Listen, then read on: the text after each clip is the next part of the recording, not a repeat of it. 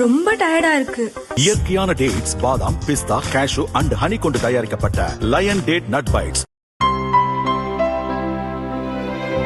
இனிமே கண்ணை மூடிட்டு கடலை எண்ணெய் வாங்கலாம். ஏன்னா மந்த்ரா கடலை எண்ணெய் இதயத்தின் தயாரிப்பு. வறுக்க, பொரிக்க, ஏன் எல்லா சமையலுக்கும் மந்த்ரா தான். மந்த்ரா கடலை எண்ணெய், அபார ருசி, ஆரோக்கியமான உடல் நலம்.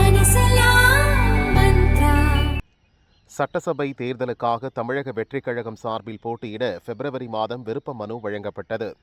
முதற்கட்டமாக சென்னை, சிவகங்கை, திருநெல்வேலி உள்ளிட்ட மாவட்டங்களில் உள்ள தொகுதிகளில் போட்டியிட தேர்வு செய்யப்பட்ட 60 வேட்பாளர்களுடன் விஜய் நேற்று ஆலோசனை நடத்தினார்.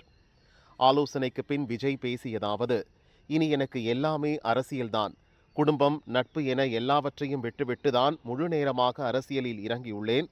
தேர்தல் எனும் போரில் தாவேகவின் முன்கள வீரர்கள் நீங்கள்தான். பல்வேறு தகுதி அடிப்படையில் நீங்கள் வேட்பாளராக தேர்வு செய்யப்பட்டுள்ளீர்கள்.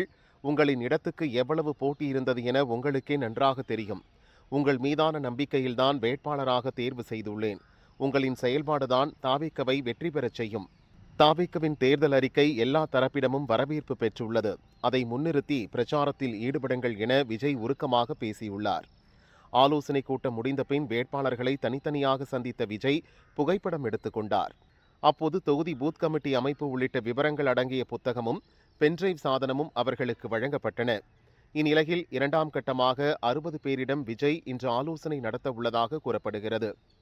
இந்த ஆலோசனை கூட்டங்கள் முடிக்கப்பட்டு மார்ச் 18 வேட்பாளர் பட்டியலை வெளியிட விஜய் திட்டமிட்டுள்ளார்.